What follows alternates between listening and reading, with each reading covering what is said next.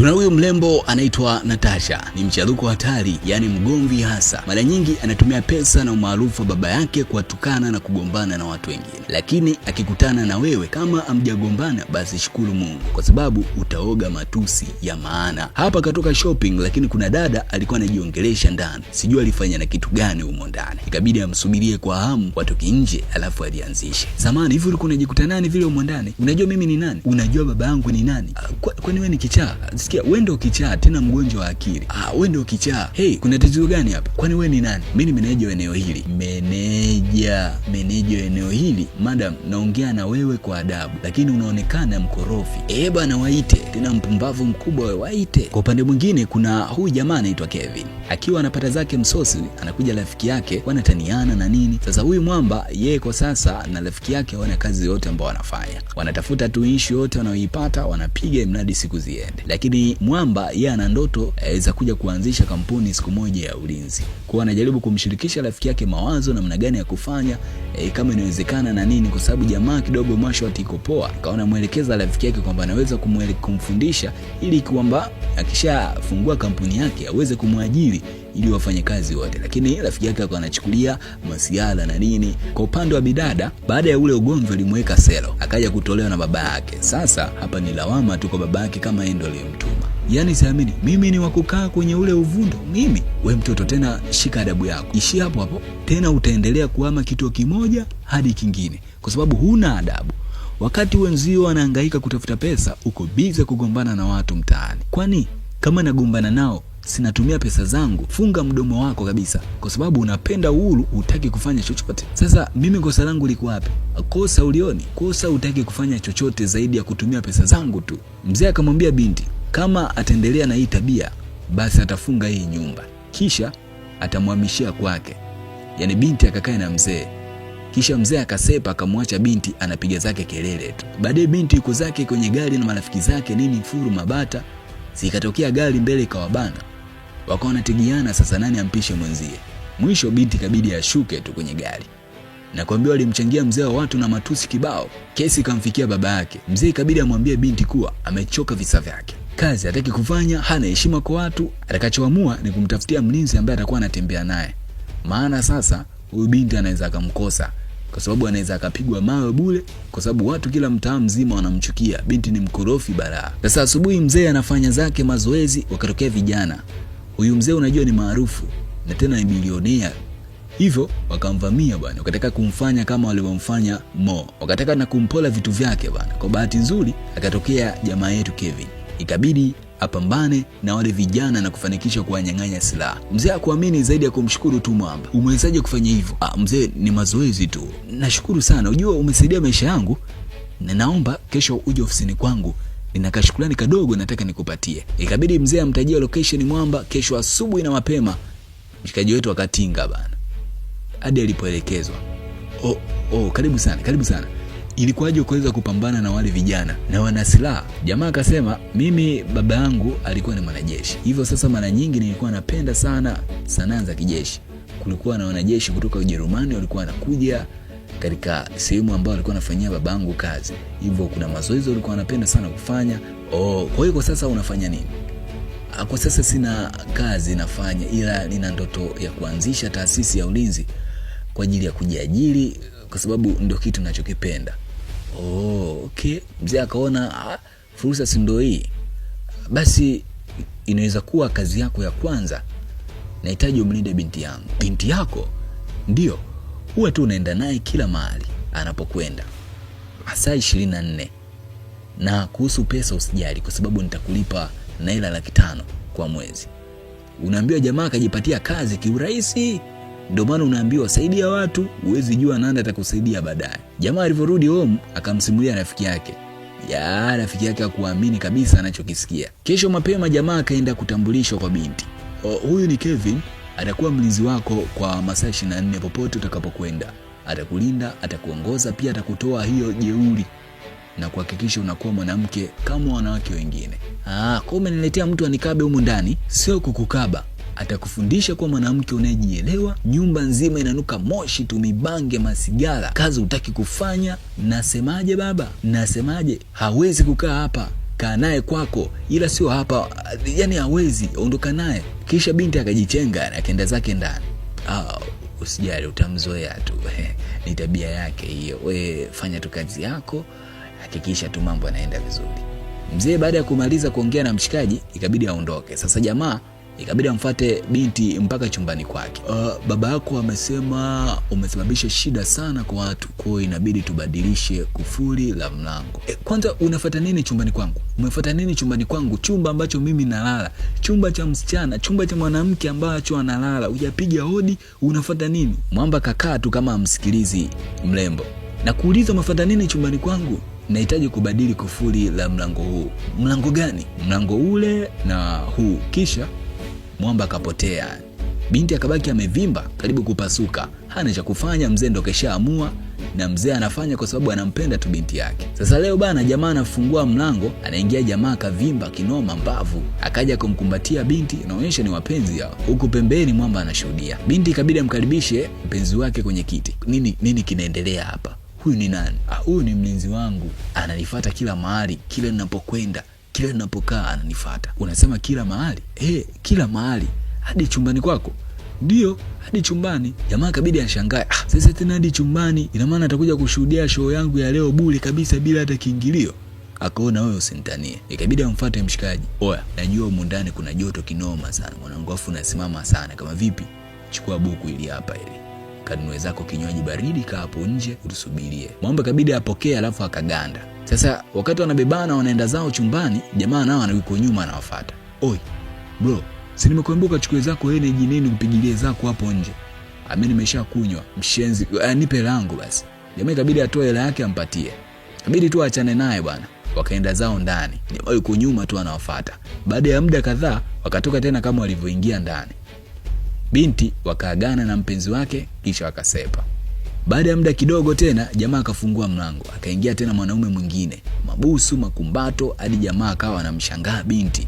Wakaenda chumbani wakamaliza, wakarudi wakamuaga, Mwamba akasepa. Kevin ikabidi amuulize binti, sijaona ukitumia kinga, ina maana wewe hujali hata afya yako? Binti akamjibu, hiyo sio biashara yako, nitumie nisitumie haikuhusu. Mwamba akamwambia binti, ningejua haya ningefaa nimlinda baba yako. Haki ya nani? Inawezekana baba yako kuna mengi alinificha. Kumbe utulie hata na mwanaume mmoja. Ila nampongeza pia kwa kuchukua kazi na kunipatia hiyo kazi, maana angekupoteza. Na mimi nitahakikisha na kuokoa. Binti akasema, sawa, nimekuelewa bwana mwokozi wa roho yangu.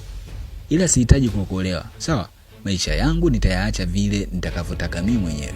Sio unavyotaka wewe. Sawa? Tena ondoka hapa. Hivi bado umesimama? Sasa siku moja wakawa wametoka nje kufanya matembezi, kumbe bana binti kuna mdada fulani walimpigaga bana, wakamchangia yeye na mashoga zake. Sasa kaka wa huyo binti akapataga taarifa, akawa anamtafuta binti kinoma. Leo kamuona bana, acha ziwake. Jamaa anataka kulipiza kisasi, mlinzi kabidi aingilie kati. Huyu mwanamke na shoga zake wameungana kumpiga dada yangu. Hivi naongea yuko hospitali. Akataka kumrukia, jamaa akamdaka. Oya, tulia baba, tulia, naelewa. Kumbe binti bwana maneno mengi alafu kumbe muoga tu. Sikiliza, tulia. Nitahakikisha tunakuja hospitali kuja kumwona nani? Dada yako. Kumwona nani? Dada yako. Tuliza hasira mwanangu. Tunaongea kiume. Ila ukijifanya mbabe mwenyewe mbabe vile vile. Huyu mpumbavu tu. Niache nimuonyeshe adabu. Sasa ukitaka kumuonyesha adabu, mimi nitakuonyesha adhabu. Oya, hapa konfu imelala mzee. Kama unajitaka sepa mwanangu. Kimya. Jamaa kaona hapa bora ni sepe zangu. Sema mna noma. Bahati yako. Ila nini? Sisi ni people, tutakutana tu. Ama zako ama zangu. Mwamba kabidi asepe tu. Mbona unaniangalia hivyo? Na kuangalia kwa sababu najua ulichokifanya. Binti kabidi asepe tu akamwacha Mwamba. Usiku binti na mlinzi bwana walikwenda baa, binti akanywa mpaka kazidiwa. Yaani mlinzi kabidi ambebe mpaka homo, akamvua viatu na kumlaza kitandani. Asubuhi Mwamba anashangaa, mbona binti leo kalala sana hadi muda huu hajaamka. Ikabidi amfuate chumbani kwake. Kwenda akamkuta binti yuko hoi, anatetemeka mwili mzima. Ikabidi ampigie dokta ili aje hapo kumtibia. Baada ya binti kupata nafuu, ilikuwa ni kilio tu. Jamaa kwa anafanya kazi ya kumnyamazisha. Amna haja ya kulia. Angalia Natasha, niko hapa sio kwa bahati mbaya. umeona kilichotokea, sio kila kitu cha kukiamini. Nafikiria kama nisingekuepo hivi ingekuwaje. Ifike mahali ufanye maamuzi sahihi kabla hujajutia. Wengi huwa wanabadilika na kuwa kama walivyokuwa mwanzo baada ya jambo baya kuwafika. Usitake hilo likukute. Hebu tazama, unamweka kila mtu hatarini. Mpaka babako mwenyewe amekata tamaa kabisa na wewe. Mwamba alimsihi sana mrembo. Basi Mwamba akamtoa chumbani na kumleta sebreni. Ile darasa lilompa binti likawa linamuingia taratibu. Binti akamwambia Mwamba, wewe ni mtu mzuri sana. Nashukuru kwa kila kitu na kuahidi sitachukulia kawaida tena hili jambo. Mwamba akamwambia binti, sawa, tunatakiwa kujifunza kuwa kila kitu huja kwa sababu. Babako ni mtu mzuri sana kwako. Nafikiri sasa unatakiwa kubeba majukumu yake yote yawe mikononi mwako na kujijali pia. Niahidi kama utafanya hivyo. Ndio, nitafanya hivyo. Binti anamwambia Mwamba kwamba anashangaa hata rafiki zake hawajaja kumuona hata mmoja. Jamii kabidi tu azidi kumtia moyo binti na kusema dunia iko hivyo. Chagua rafiki wa kweli ambao wanaweza kuwa na wewe kwenye shida na kwenye raha kidogo. Akamwambia inabidi ajifanye kuwa anaumwa ndani ya wiki 3 hata kama akipona, ili wapime au marafiki zake kama je, ni kweli marafiki wa kweli au ni marafiki wa kwenye raha tu, kwenye shida. Asubuhi binti akaamka ametupia kinoma. Jamaa kabaki anamshangaa. Vipi hapo, nimependeza? Yaani umependeza, umekuwa mrembo ajabu kama mkurugenzi. Binti anamwambia Mwamba hawezi kusubiri, yani ana kiu ya mafanikio haraka. Leo binti bwana anaenda kuripoti kazini kwa baba yake. Akafika ofisini, baba akafurahi sana kumwona binti yake. Sasa hivi amebadilika sana, kazi kubwa aliyofanya Kevin, bodyguard wake. Binti anamwambia baba yake kwamba amekuja kuanza kazi. Mzee anampatia peni ambayo amenunua kama zawadi atakayoitumia ofisini kwake. Anamwambia atamuitia mtu ambaye atamuelekeza ofisi na majukumu yake. Binti anafurahi pale na kunyenyuka na kuondoka. Huko nyumbani rafiki zake Natasha wamekuja home. Wakagonga hodi, bwana akaja kuwafungulia Kevin. Mambo Kevin, tumekuja kumuona Natasha. Kevin anamwambia Natasha hayupo, amekwenda kazini. Ikabidi watazamane tena, kazini? Tangu lini? Unasema kaanza kazi? Ndio, anafanya kazi kwenye kampuni ya baba yake. Afu ngoja niwaambie, rafiki yenu kwa sasa hataki tena kuwaona. Jamaa aliwaachana tu walembo, wakabaki waamini wanachokisikia kuhusu Natasha. Baadaye jamaa yuko na mzee anamuita jamaa, anamshukuru kwa kumsaidia mwanae hadi kurudi kwenye hali yake nzuri ya kupenda kazi. Jamaa naye akamshukuru mzee kwa kumpa kazi. Mwisho mzee akamwambia Mwamba kuwa acheki kwenye simu yake amemtumia pesa ambayo itaweza kumwezesha yeye kuanzisha kampuni yake ya ulinzi. Jamaa kuamini bwana. Ile kucheki ilikuwa limbulungutu la maana. Ulishawahi kumshukuru mtu mpaka ukatamani kumlamba miguu? Ndicho kilichomkuta Mwamba. Hakuamini yani. Baba asante baba, uishi milele, ukifa ozi baba, ukionooza unuki, umepoa. Sasa bana hao tayari wamekwisha pendana. Ukisikia usiku silali na kuwaza, nikinywa maji na kuona kwenye jagi, mara nasinzia nikikuwaza. Ndicho kilichowakuta hao wapendanao wasiojuana. Huku binti anamwaza jamaa na jamaa naye anamwaza binti. Hakuna aliyemtamkia mwenzie kwamba anampenda. Basi mazoea sasa hivi wanaishi vizuri nini. Binti anacheki zake movie za kina Senga na Pembe. Akamwambia Mwamba waje watazame wote. Basi mlinzi akaja kazi yake ya kusimama, mama akaja kukaa anaangalia vituko. Nakwambia binti anamwangalia Mwamba hata mmalizi, anatamani hata jisogeze kidogo karibu, lakini jamaa yuko zake bize tu anajichekesha. Kweli nachekesha sana. Jamaa leo asubuhi akaja kwa binti, lengo mwambie tu kweli kwamba anampenda, ila akafika tu nje anajishauri, kweli nimwambie hata nionaje? Hizo kaniona mtu ajabu Jamaa akajingata akajizungusha, nenda rudi. Mwisho wa siku ikabidi agonge tu mlango. Kugonga mlango binti akaja kufungua. Ile kufungua hakuamini, Mwamba huyu hapa. Macho akagongana bana.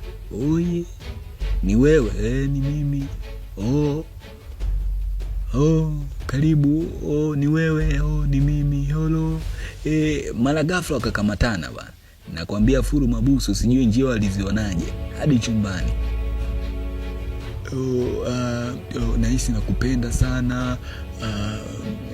Sasa kwa nini ukuniambia? Hata mimi nakupenda kweli. kwa hiyo tunapendana.